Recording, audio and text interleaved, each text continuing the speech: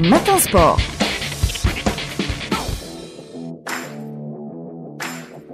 Mamel, bonjour. Bonjour. Football, les joueurs de l'équipe nationale à Prime ont rencontré la presse en zone mixte hier en prévision du match retour face à la Gambie. Match prévu ce vendredi à Annaba à 19h. Un match qui sera en direct sur les ondes d'Alger 3. Au match aller à Bangui, 0 partout entre les deux formations. Il faudra gagner ce match retour pour se qualifier pour la phase finale du championnat d'Afrique Nation des locaux qui aura lieu au mois d'août prochain. On va écouter tout d'abord le défenseur de la sélection et du Mouloudia d'Alger, Ayoub Rezela. Il est au micro d'Ali Hamouche. شفنا مقابلة تاع الذهاب وين كانت ضد منتخب لا بأس به وين عنده لاعبين في المستوى. مقابلة العودة راح تكون في الملعب تاعنا وأمام الجماهير تاعنا اللي راح يكونوا سند لينا إن شاء الله، وين راح يخلونا نقدموا إن شاء الله مستوى كبير إن شاء الله باش نتأهلوا إن شاء الله للكأس إفريقيا المحلية إن شاء الله. النصائح اللي كانوا في لقاء الذهاب مش نفسهم اللي راح يكونوا في لقاء العودة، وين خاصة في لقاء الذهاب وين كان بزاف عوامل، خاصة في العامل الحرارة وين كانت عندهم حرارة ورطوبة عالية بزاف. لقاء العودة يكون كاين دافع كبير باش نحققوا نتيجة إيجابية. On va écouter le meilleur buteur du championnat, Adel Boulbina, l'attaquant du Parado Athletic Club. التحضيرات راهي تجري في ظروف جيده وحسنه، يعني بارابور الجروب رانا يعني كاع كونسونطريين وكاع رانا واعيين بالمسؤوليه اللي راهي تستنانا باش نتكاليفاو ان شاء الله، ونغامنيان بون ريزولطا من غامبيا وين ما يخفالكش رغم الظروف في المناخيه وظروف ارضيه الملعب يعني اللي ما ساعدتناش باش نلعبوا الكره تاعنا المعتاده. ان شاء الله اون فا تو دوني باش نحققوا الاهم في مباراه العوده. Voilà donc pour ce confrontation sur les réactions des joueurs avant d'affronter la Gambie. Je le rappelle, vendredi prochain à 19h, ce sera au 19 mai 56 de Annaba. Handball, on connaît le premier qualifié pour les quarts de finale de la Coupe d'Algérie. Il s'agit du Handball Club d'El Billard qui a battu, tenez-vous bien, le Mouloudia d'Alger. Dans un match intense qui a tenu toutes ses promesses, Alassane Harsha, le Handball Club d'El Billard a décroché son ticket pour le prochain tour de la Coupe d'Algérie en éliminant le club le plus titré d'Algérie dans cette compétition, à savoir le Mouloudia d'Alger sur le score de 34-31, une qualification en quart de finale qui fera du bien au groupe à moins d'une semaine du coup d'envoi de la phase des playoffs, comme nous l'a confié le gardien de but du Handball Club d'El Billard, Abdallah Ben Menni. Le premier objectif, c'était de gagner le match et de passer en quart de finale. En deuxième lieu, c'était de retrouver la compétition parce que ça fait plus de 20 jours qu'on n'a pas joué de match officiel. C'était de reprendre le rythme de la compétition, surtout que la semaine prochaine, on va jouer les playoffs. Alors j'espère que c'était un bon test pour nous. Je dirais qu'on peut retenir que la victoire, mais Inch'Allah, la semaine prochaine, on reviendra Inch'Allah plus fort. À la faveur de cette victoire, le Handball Club d'El Billard rejoint l'Olympique d'Annaba, qualifié directement en quart de finale après le retrait du GS Sidi Moussa. La suite des rencontres des huitièmes de finale de la Coupe d'Algérie aura lieu ce vendredi 9 mai avec pas mal d'affiches au programme à l'image de l'Ittihad d'Ouergla qui affrontera le Chabab de Milan ou encore l'Olympique d'El Oued qui défiera l'Espérance d'Ain Touta. C'était compte rendu de Lutfi Benidir. En basketball, on a joué pour le compte de la 26e et dernière journée de la saison régulière de Super Division Messieurs. Retour sur cette journée avec Rostom Sherif.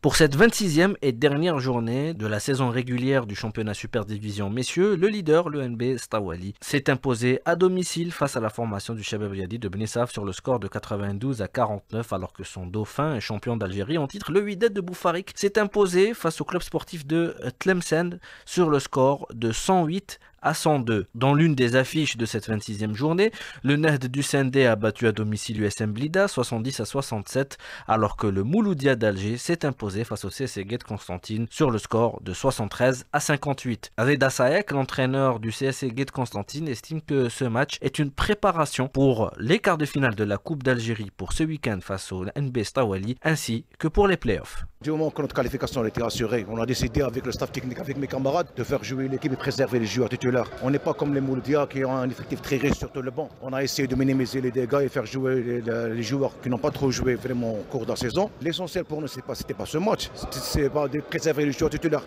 pour le match, pour les playoffs. Non, c'est pour la coupe prochainement. On doit être prêt pour la coupe face au Stawali samedi prochain. On n'a pas trop de repos. On joue 5 matchs dans l'espace de 15 jours, de 20 jours. c'est trop pour nous. On espère qu'on doit récupérer les joueurs Tawana et faire une bonne prestation durant la Coupe. Dans le match des mal classés, le Trad de Draria a battu 71-57 le Mustaqbal de Ouletchbel, alors que l'USM Alger, qui a raté sa chance de qualification pour les playoffs le week-end dernier, s'est incliné une nouvelle fois à domicile face au Riba Club Basketball sur le score de 64-87. Voilà pour le basketball. On va parler justement d'une section et d'un club, en l'occurrence le Mouloudia d'Alger, le CSA, le club sportif amateur Mouloudia d'Alger. Il y avait eu justement cette chronique dans le quotidien Botola qui revenait sur la gestion du CSA et de sa relation avec la Sonatrach qui, rappelons-le, utilise le sigle et les couleurs du club contre une somme d'argent estimée à 2 milliards 500 millions de centimes, pour que les choses soient très claires.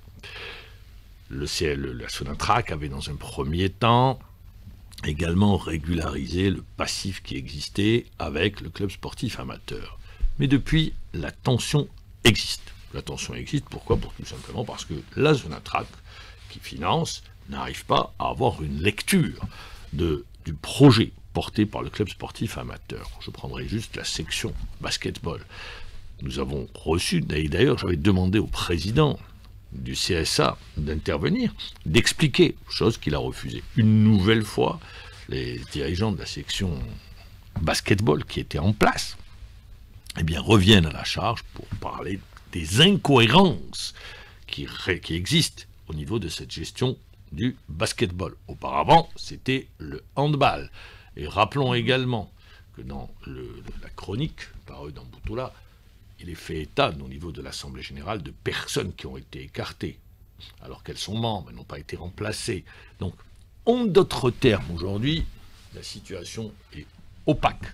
Et on attend à ce que le président du CSA, ancien athlète, eh bien, puisse répondre, même si ce dernier dit « Passez, ne regardez pas, ça ne vous regarde pas ». Non, ça regarde tous les athlètes qui sont passés par le Mouloudia d'Alger. Je rappelle juste en volleyball, la majorité des filles ont quitté, le basketball, les choses ne vont pas très bien, le Mouloudia handball est en division inférieure. En d'autres termes, l'évolution, j'aurais dû connaître le club, eh bien aujourd'hui, on n'y est pas du tout. En attendant, et on l'espère, une réponse du président de la section du CSA, du club sportif amateur. Autre fait également à signaler.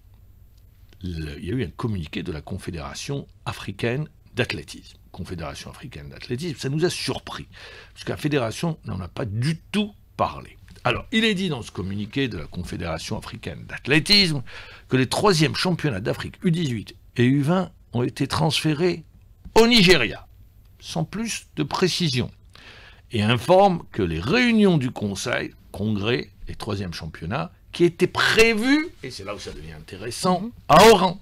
Tenez-vous bien, Oran qui a abrité le championnat arabe, ça aurait été dans la continuité avec le championnat d'Afrique sur cette tranche d'âge U18, U20. Ça a été délocalisé au Nigeria. Alors, ni la fédération algérienne, la confédération ne donne pas plus d'explications, et la fédération algérienne aurait dû communiquer en direction des ligues, en direction des entraîneurs et des jeunes athlètes qui s'apprêtaient à vivre un événement continental. Et ça, on le regrette, on le déplore, et on l'espère que dans les tout prochains jours, la Confédération aura à intervenir sur ce sujet.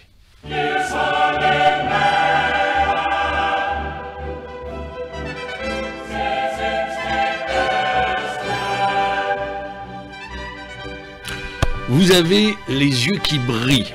On a les yeux qui brillent ce matin. Eh bien oui, quel spectacle. Un match de légende hier. C'est un match de légende, mesdames, messieurs. 13 buts marqués sur les 2 matchs. Et quel scénario, quel retournement de situation. À l'entame du match, une équipe de l'Inter qui joue sur les points faibles de Barcelone, c'est-à-dire sa défense, et notamment cette capacité qu'ont les, ou disons ce défaut qu'ont les Barcelonais, c'est leur jeu, c'est leur ADN, d'être très haut. Et ils se font prendre physiquement, ils n'existaient pas, 2-0. Tout le monde s'est dit, l'Inter est qualifié. Et en seconde mi-temps, en un quart d'heure, tout a changé. 2 buts partout. 3 2 buts partout, on pensait que c'était fait. 3-2, 87e minute de jeu. Rafinha marque. Ça y est, Barcelone est en finale. Mais avec les intéristes. Et c'est le mental qui fait la différence. Jusqu'au bout. Ils sont allés chercher cette qualification. 3-3. Prolongation, 4-3. Superbe. Comme Barcelone, comme l'Inter méritait d'aller en finale. Mais il faut choisir un seul, et c'est l'Inter. L'Inter qui jouera sa 7e finale. L'Inter, dont la dernière victoire remonte à 2010. Rappelez-vous, c'était Mourinho qui était à la baguette. L'Inter qui avait remporté en 64 et en 65 la Champions League. À l'époque, c'était la Coupe d'Europe des clubs champions. Ce soir, Arsenal-Paris Saint-Germain. Si tout le monde pense que c'est joué, moi je vous le dis aujourd'hui, rien n'est encore fait. Et les Gunners peuvent renverser la vapeur.